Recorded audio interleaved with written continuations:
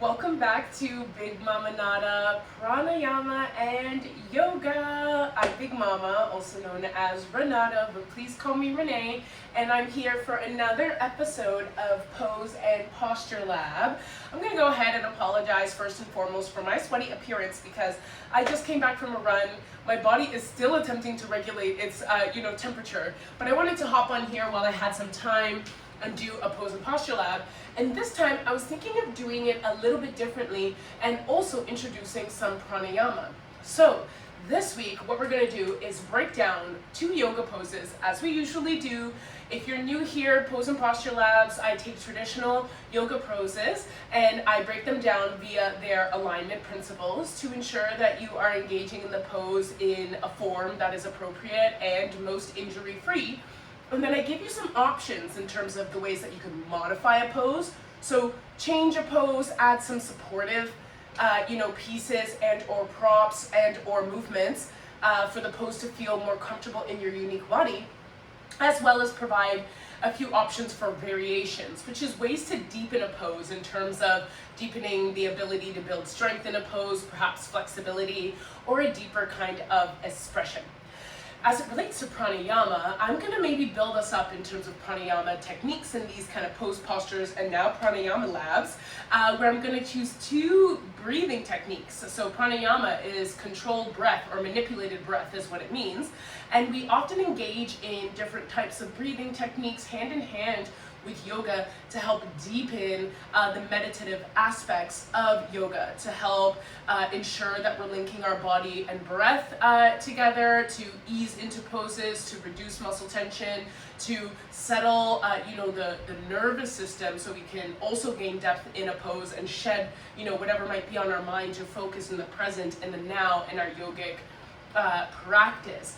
But if you are a bit on the esoteric side as well too, and you blend that with your yoga practice, then you also know breath work is different ways to kind of awaken or call upon various aspects of your chakra or your chakras to help with a deeper understanding of self, perhaps reflections, perhaps your esoteric kind of practice. When chakras are open, you're able to receive downloads from the powers that be within your particular realm and universe and faith or spirituality. And so I want to offer us both of those things today. So I try not to make these pose and posture labs too lengthy in terms of video length. So let's get right into it. If you're asking me, Big Mama, where's your mat? Honestly, I just didn't feel like rolling it out right now in all of my sweaty ways. So we're just gonna kick it on the carpet. Today it's a pretty tactile carpet. Hopefully I don't slip around. So what are the 2 poses instead of 4 this time we're gonna do? I decided today we're gonna do fallen triangle and up dog. Up dog, upward facing dog is kind of an extension from last week's pose and posture lab where we were doing cobra and keeping things pretty close to the mat. And fallen triangles, what I'll say, is almost an extended conversation around plank. And we didn't really fully get into side plank last week. I'll create another pose and posture lab for that.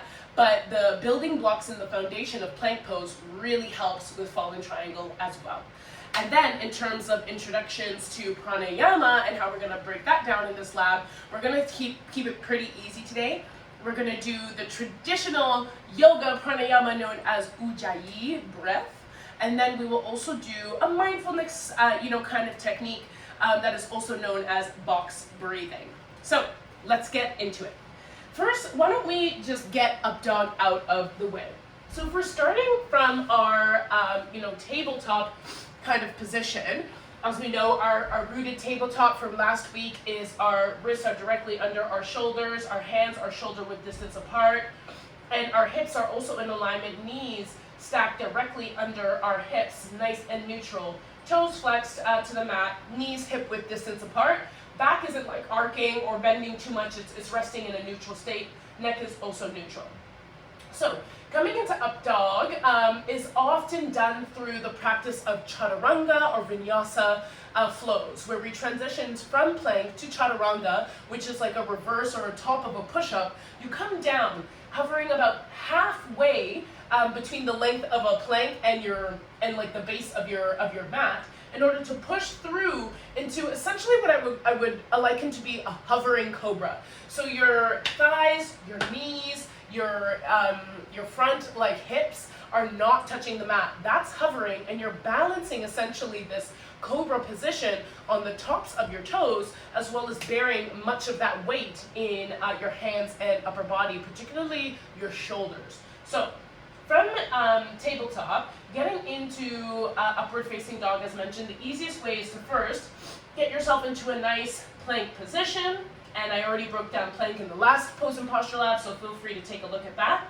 As I mentioned, you come down, keep your elbows close into a half of a push-up. So we're hovering halfway between a plank and our mat.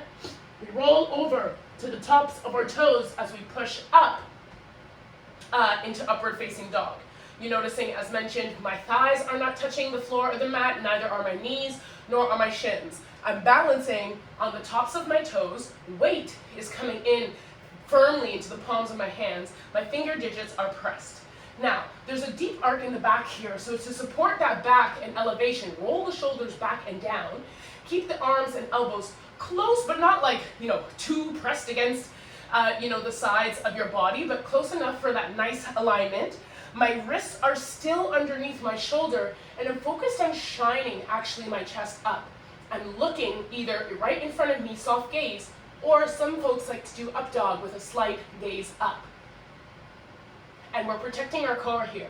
So to protect that deep arc in the lower back, core, belly button to spine, and we often exit this pose by rolling over the toes into downward facing dog. Now, the main modification, I would say, for up dog is actually just doing cobra. So it is to drop your knees, down, or to do sphinx, which is what I would say a more elevated cobra, full extension of your hands. So that's really for folks who might have a lot of lower back pain, lower back arcing is not comfortable, or perhaps you're trying to work and build the kind of like dexterity and flexibility of your spine, or perhaps that shoulder and wrist strength in weight bearing, then sphinx or cobra is going to be your best friend. So a reminder from last week, cobra, chest, is elevated from the mat, as is your head, but what's really holding the body down is contact with kind of the rib, lower rib area, abdomen, and thighs. Our legs are actually active in cobra, so kneecaps, bring them off the floor by flexing kind of your quadricep muscles, and your toe tops are to the floor. Hands fully out, nice and spread, just beside the breastbone, elbows tucked, in shoulders back and down. So cobra right here, or baby cobra, full cobra is releasing the hands, allowing that balance to really be tested, and that body weight or that back strengthening to really be tested by this being an unleveraged position. Sphinx is beginning to push into those hands and actually bring upper body, ribs, abdomen, and even a little bit of the hips, dependent on how flexible you feel in the spine. And you can always graduate things by bringing hands out further from the chest bone, so you're not getting as much elevation off the mat, and slowly work your way to bending the spine a little bit more by bringing your hands closer, to where your breastbone was, or just below, like directly below the breastbone. So this would be sphinx. And then a graduation to up dog, again, pressing weight into the tops of your feet, up dog, okay? So that would be some modifications to play with. Up dog variations, I'll be very honest with you, I haven't actually heard, of many up dog variations. Some folks might do movement within up dog. I guess you can consider that a variation, especially if you're holding it for a while. So some folks I've seen, and I'm always open to correction, as you know, there's so many more advanced like yogi practitioners than me. Perhaps there's all sorts of variations for up dog, and I just have never seen them. But I've seen some people like twist from side to side. We get in a little oblique work, kind of help out the lower back, like tension from the lower back, as well. I've never seen any variation where people are really like doing anything with their legs or their arms, but again, like I said, I could stand corrected. In terms of movement, kind of pulsing or rolling over the toes if you're practicing that nice gentle roll over the toes. It's not, ooh, I need to cut my toenails for that to be more seamless, but just like rolling over from top of foot to flex foot. If that's something you want to practice for seamless transitions between up dog and down dog, doing that kind of rolling over the toe in the down dog position would be another variation, I suppose, and or expression. But I actually mainly see if it's kind of building strength, like the depth of strength in up dog, I actually mainly see people just do in kind of yoga practices or classes, push up to up dog kind of drills, right? So it's kind of shooting forward into your chaturanga up dog and then coming back and doing that repeatedly. That's really helping build like shoulder strength, wrist strength as well too. So an example of one that I've seen, flex toes, you're coming from child's pose. This is where I should have grabbed my mat, but you know, whatever. We're often going from like an elevated kind of child's pose. And by elevated, I mean like your knees aren't really on the mat, you're crouching almost, and you go whoop, like shoot forward, obviously more stable if you had a mat, into your plank, coming down, rolling up into up dog, then back down into a push-up and into your elevated plank, and you just keep repeating that to help kind of build that shoulder strength. You'll often see that kind of sequencing in power yoga classes.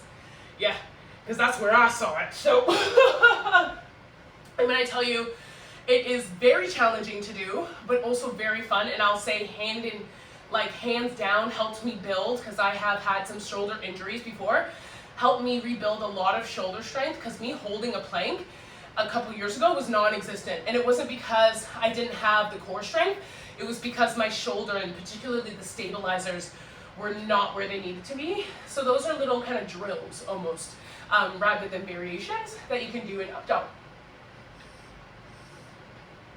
Okay, so let's take it over to fallen triangle. One of my favorite poses, fallen triangle. Okay, as I mentioned, I would liken this almost to like a side plank.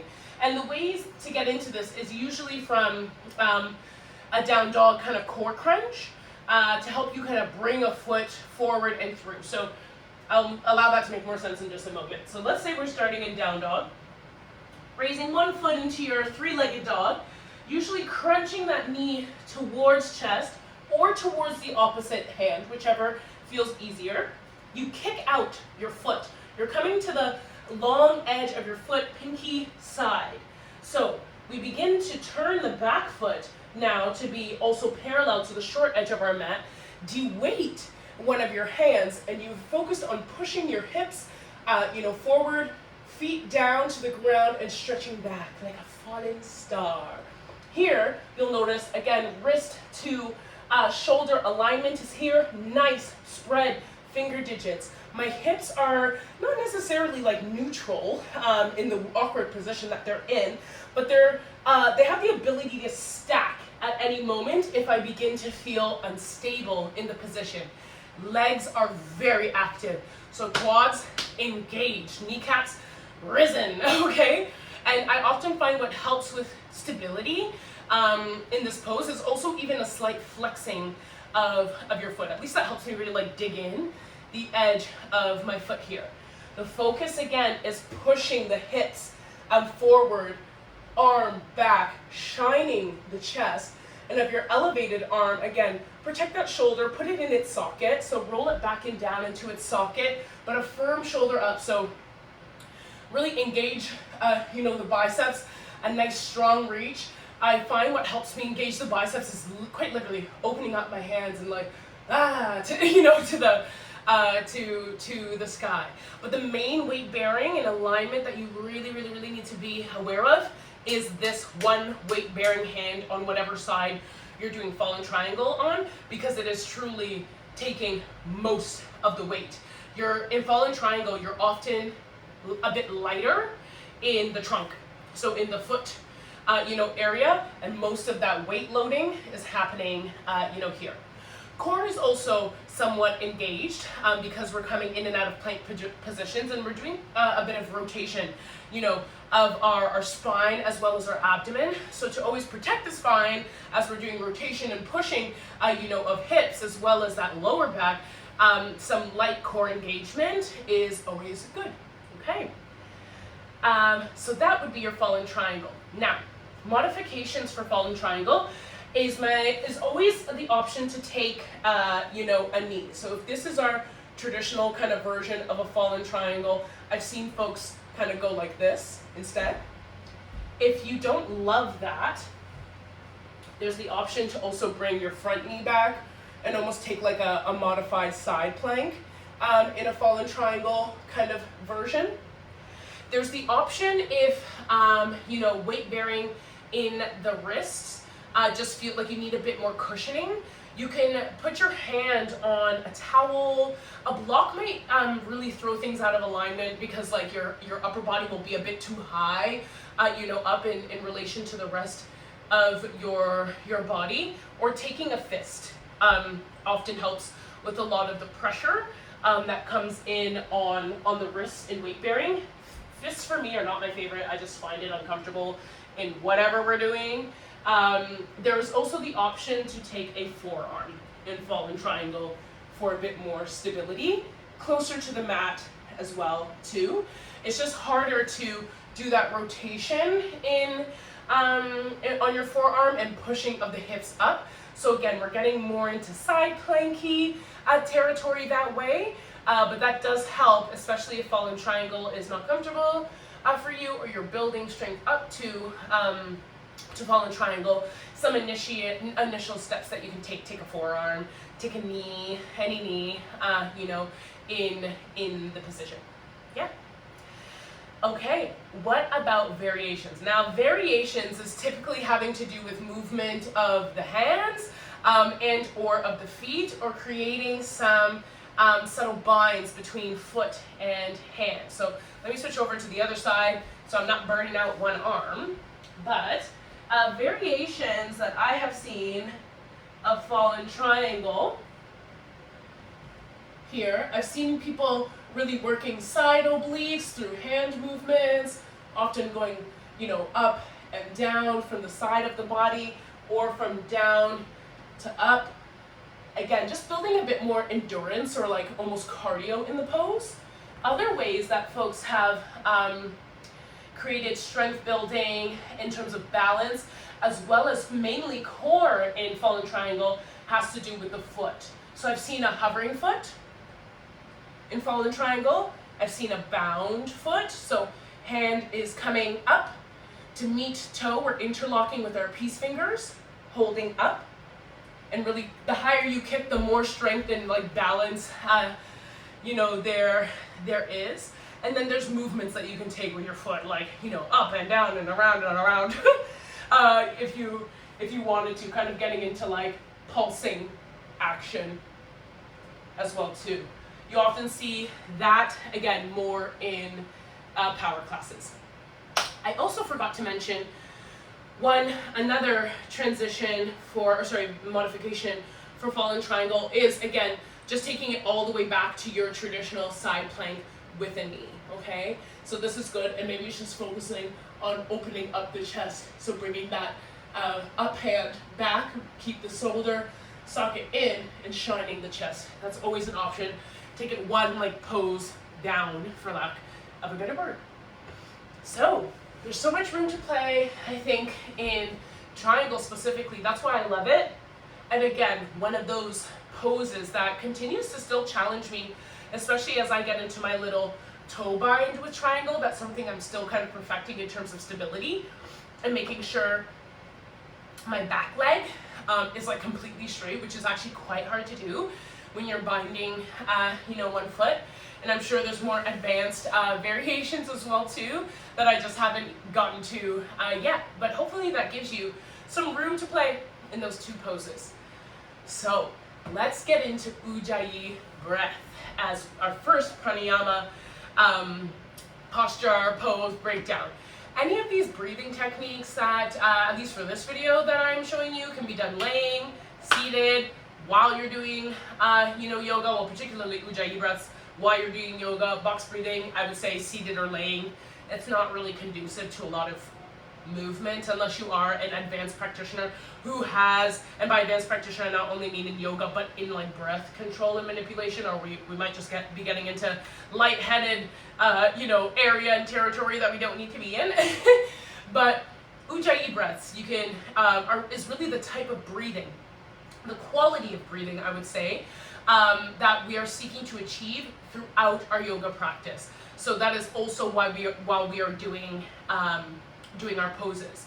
Whenever you hear a instructor as they're cueing poses say inhale and exhale, they're asking you to really activate that Ujayi breath. So what is an Ujayi breath? Ujayi breath literally means ocean's sound. So it's the sound that we can make through a slight constriction of our throat, breathing in and out through the nose, that we hear that almost sounds like an ocean. Or when you put your ear to a seashell and there's like that tail that you can hear the sound of the ocean or the waves kind of like shh, that kind of noise. That is the breath that we are trying to create. What is so special about Ujayi breaths? Well, number one, the subtle constriction of the throat actually creates like a vibration in the throat that has been shown and scientifically shown to help settle nervous systems. That vibration is not only a physical vibration, but it's a sonic vibration that on a cellular level allows the body to enter into, as well as particularly the nervous system, to enter into a deeper state of calm. That combined with timed breathing, so this is where the pranayama, the manipulation of breath, so holding inhalations and exhalations for particular periods of time, also allows you to get into that nervous system reset by literally telling portions of your brain that like we are in a safe, calm, almost like sleep-like meditative state. So when you're sleeping, you're breathing and your heart rate slows down. That's almost like the pace of breath that we're trying to achieve, a full state of like surrender, for lack of a better word. But also scientifically, as we deepen breath, particularly exhalations, this also sends messages to your muscles that we're often strengthening and or stretching in yoga poses by getting ourselves into bendy shapes, to also relax, right? So as we're putting the body under stress, we could say, through movement, the breath is telling the body, don't worry, we're not being attacked. Don't worry, we're not in fight or flight. Don't worry, nothing terrible is going on. We're stretching, right? Like release. Open the cells up, to these things. So that's why you'll also hear, in addition, to Ujayi breath and mindful breathing during your practice, that your exhalations should be longer than your inhalations. If you've ever heard that before in any type of foundational kind of breath work that you might be asked to do in yoga classes or in other spaces, it's because that exhalation is really where that muscle tension release and nervous system settling actually happens. One thing I want to mention is with breath work, generally speaking, and mindfulness techniques with breath work, is that it's not always meditative or calming for everyone, okay? So if you have like lung capacity concerns, asthma, certain types of medical diagnoses, perhaps even a trauma past, claustrophobia, the list can kind of go on, then manipulated breathing or breath control might actually do quite the opposite. It might heighten your nervous system. So I say all that to say, engage in breathing techniques in a way that feels comfortable for you, if you engage with them at all. And know that if doing some breathing techniques is actually eliciting the opposite result, other than muscle release and meditative mindset and calm and helping us move through postures and stay in a state of presence, if the opposite of that is happening, you're getting panic, you're feeling constricted in your breathing, you're feeling lightheaded, there's a feeling of worry or anxiety, then you know that breath work might not be one of the many methods to allow you to get into a deeper meditative state while you're doing yoga. You can explore other things, like drishtis, which would be focusing on like a certain point in the room, or visual meditation, or there's so many other things in the toolbox that we can use. So that was a pretty lengthy speech to kick us off for Ujayi breaths. So Ujayi breathing, ocean sound. As mentioned, there's a few things going on here in our Ujayi breaths. First of all, there is a slight constriction of the throat. And what I mean by constriction of the throat is typically that our chin is just coming a little bit closer to the chest, kind of constricting or closing the throat rather than it being open.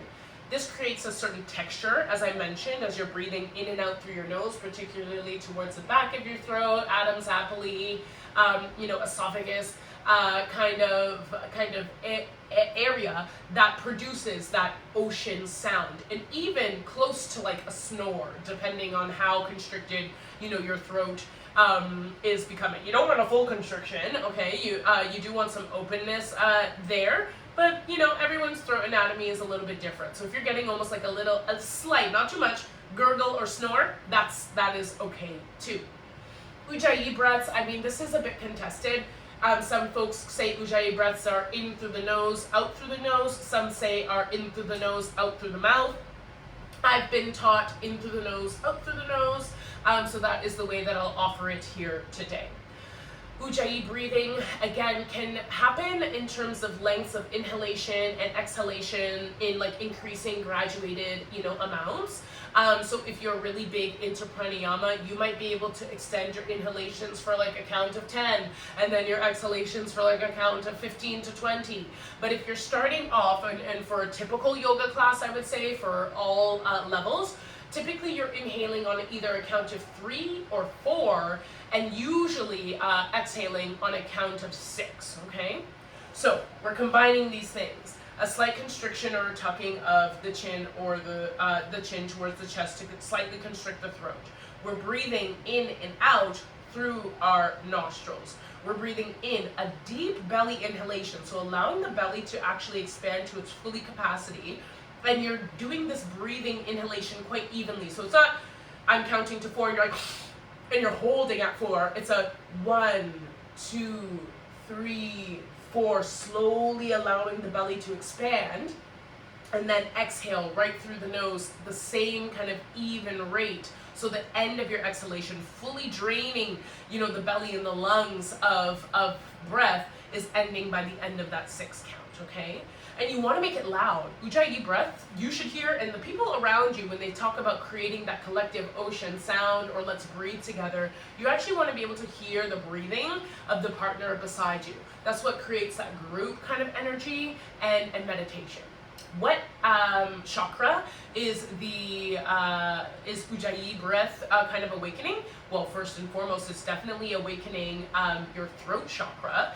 And if you're really engaging in deep belly breathing, and you combine Ujayi breath, we'll get to this in another video, with some other breathing techniques, you can begin to activate or awaken root chakras, as well as solar plexus, as well as third eye. But I'll save that for other videos. So just your traditional rudimentary kind of Ujayi breath, we're focusing kind of on that throat chakra opening.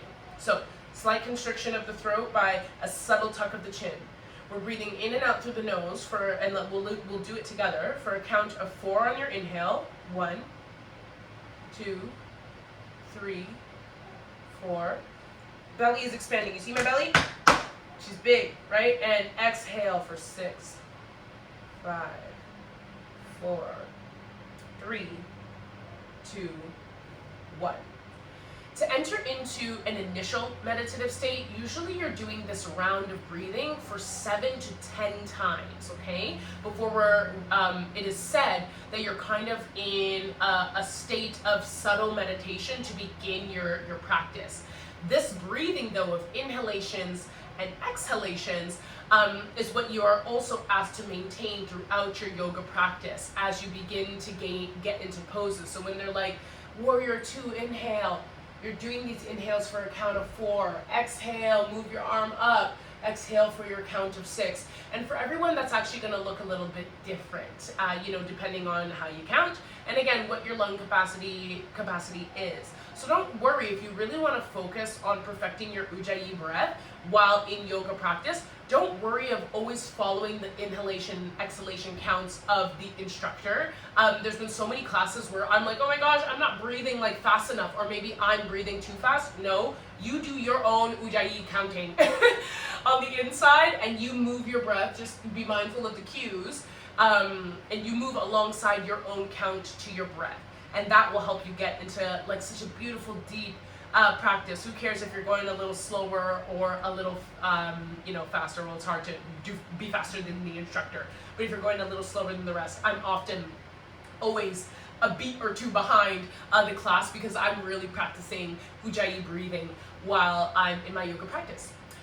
Ujayi breaths, the last point I'll make here, is actually what I'll say is like a compass for your yoga practice. And by that I mean, it allows you to know, it allows you to locate a baseline of breathing and comfort in your body, even when you might not realize that you're deviating from that baseline. So what do I mean? So often when we're kind of forcing ourselves into postures that we might not be ready for, perhaps our body's not warmed up, we haven't gotten to that level of like yogic studentship yet, perhaps our body is actually in pain and we're trying to push through that pain. Possibly we're doing too much in a yoga practice, and then we're doing all the chaturangas and flows when in reality maybe we could have taken an opportunity for a child's pose. All of that downloads in the body in manipulations of your breath.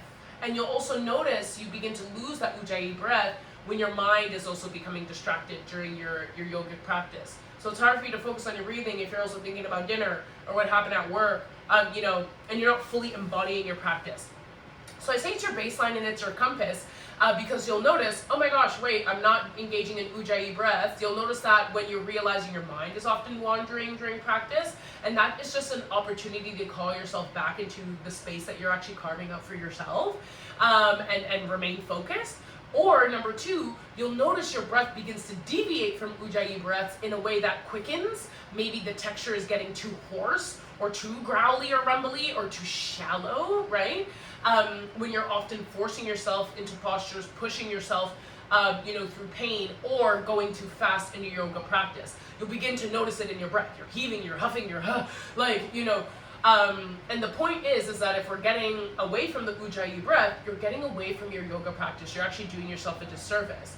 And so when our breath begins to hasten or shallow or get too textured, that's the body letting you know you need to scale it back. We're doing too much effort, not enough ease. You'll recall in some of my early yoga videos, I mentioned Patanjali's sutra, Sthira and Sukha. Yoga being the balance between effort and ease, and you're actually trying to maintain that balance throughout your yoga practice. So there's moments where we're putting in too much effort, we're pushing the body too far. Usually our breath will let us know that, and that's an opportunity to balance things out by, okay, maybe I don't need to take that mind. Maybe I should take the knee. Maybe I should skip that chaturanga. Maybe I should drop the knees. Maybe I just need to straighten out my leg, take a break for a second. Our breath will allow us to guide in that way, and maintaining a quality 4 inhalation, 6 exhalation Ujayi breath will let you know and help you maintain that balance. Yeah. So try it out. Let me know what you think. Now, second pranayama, which is known in mindfulness techniques as box breathing, but is also known as another kind of Ujayi technique, is inhaling and exhaling through the nose again in a box, so think square format. So instead of your inhalations being shorter than your exhalations, your inhalations and your exhalations are going to be the same count. Usually most folks start with 4, and you begin to work your way up again as you increase your breath control journey, I guess. But the difference between Ujayi breaths and box breathing is constriction of the throat is not mandatory in box breathing, so your throat can be as free, as you want it to be. Again, those inhalation and exhalation counts are exactly the same.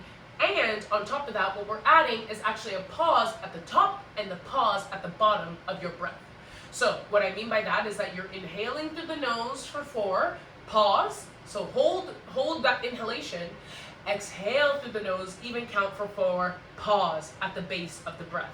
That full belly breathing and full belly kind of draining or exhalation is still also happening as you're breathing in and breathing out. So what a box breathing technique would look like is inhale through the nose for 4, 3, 2, 1, pause your breath, so hold your breath for 1 or 2, exhale through the nose for 4, 3, 2, 1, pause at the bottom for 1 or 2. I like to pause for 2, just often by the time someone says pause for one, I'm like just getting to the base of the breath, and then I feel like I'm going right into an inhalation. So that is how you box breathe. So you'll fully drain the body of breath, so a big sigh out, and let's do it together. Inhale through the nose for 4, 3, 2, 1, pause, 1, 2, exhale for the nose through 4, 3, 2, 1, pause, 1, 2, inhale through the nose for 4, 3, 2, 1, pause, 1, 2, exhale through the nose for 4, 3, 2, 1, pause, 1, 2. And much like Ujayi breath, often box breathing is best experienced when you are doing this type of cycle for 7 to 10 cycles or more. This, minus the throat constriction, isn't really a method through which one might open up the throat chakra. I would actually argue that box breathing is a pathway to actually opening up your heart chakra. And the reason that is because the holding of breath at base and bottom and the expansion of your belly and your stomach is really actually activating like diaphragm, chest opening, especially that pausing.